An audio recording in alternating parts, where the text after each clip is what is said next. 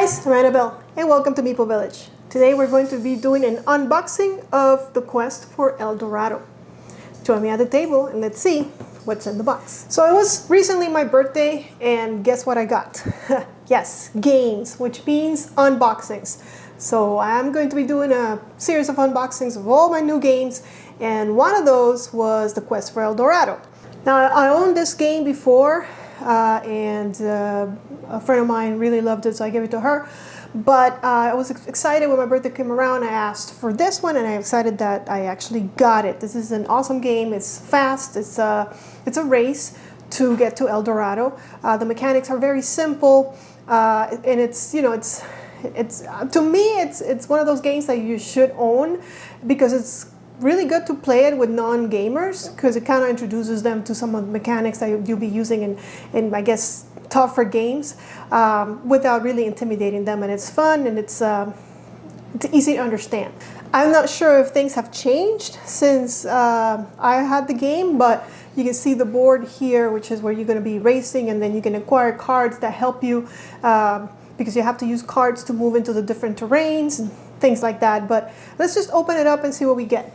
And I haven't played it in a while, so I might have to just get a refresher on the rules. Probably when I see it though, it'll come back to me.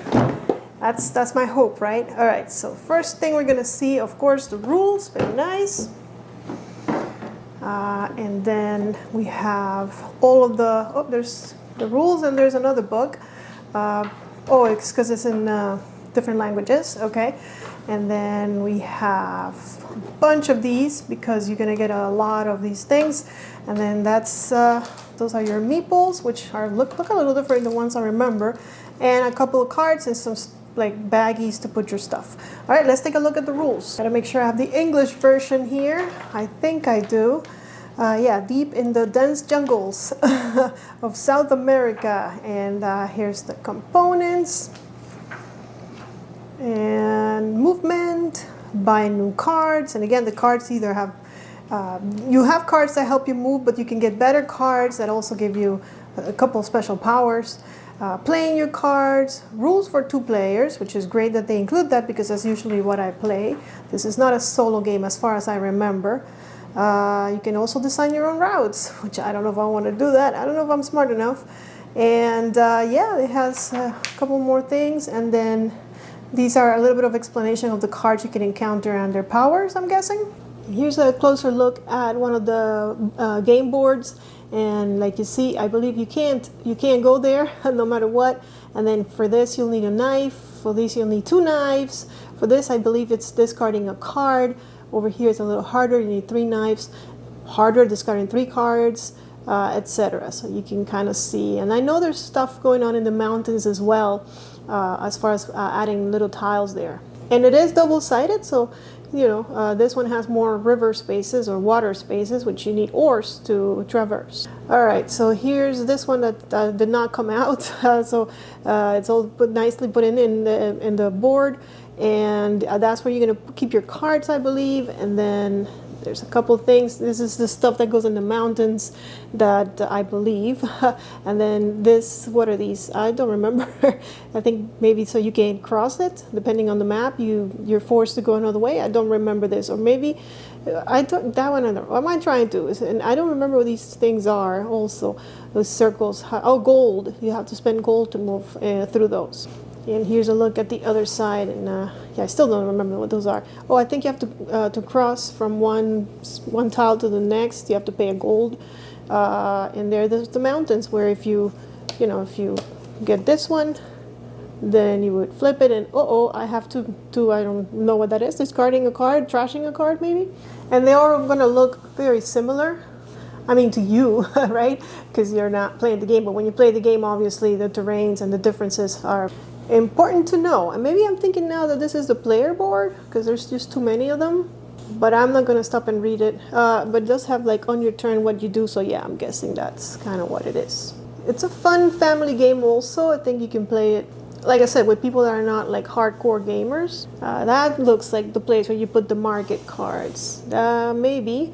And then more mountains. And these mountains apparently give you stuff. Maybe they give you 2 gold, 2 knife that you can add to your hand maybe. I'm thinking like a one-time use. And yeah, here you get a couple more and more diversity in the maps. I would guess that's the first player marker, and that's the end. That's El Dorado, so you always have this one, or maybe on the other side is different, I don't know, but I think it is different. Yeah, the other one had water, this one has, well, the knives, which I'm guessing is forest. And this one is the one that already came out and I showed you first. But here's the back. And here are the different colors of Meeple that you can play as. And I don't know why there's two of them. I don't remember, to be honest with you, but there are two of them. Oh, maybe you can play in teams? I don't know. Okay, let's take a look at the cards. Easy to open, I'll say. So they should all have the same backing. I would think so, because in a way it's kind of like a deck builder, right? You're making your deck build better. This is definitely not the art I remember. I'm guessing those are gold cards. A giant machete. How do you say that in English? Pioneer. Captain. Okay, so that one has a little bit of text. So does this one, the scientist. Like I told you, some are going to give you powers plus 2 cards. That's awesome. Plus 3 cards, but then toss it, I guess. Promo pack. Okay. There's game rules. All right, we'll try to keep them in order then. I did not know that came in the box. Yeah, I don't remember these brute things. And what are these? These are blank. Are you supposed to create your own? Maybe put stickers on them. Okay, and here's a couple more. Let's see. Same bag. Let's check. Yep. Okay. So this one, I guess, gives you either 2. You got to pick. I don't think it'll. But I don't know. Here I am guessing again. The millionaire gives you a ton of money, and I believe you use money to buy cards in the market. Although I haven't. Yeah, there's the cost shop's probably on the bottom. So there's that scientist again, and the guys that let you draw cards. And there's more promo cards.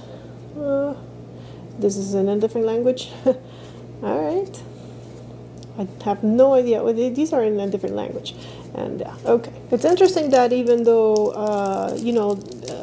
the game uses a lot of icons, they still were not able to get away with just one set of cards. They had to print cards in both languages. Savant. Okay. So, 4 savants.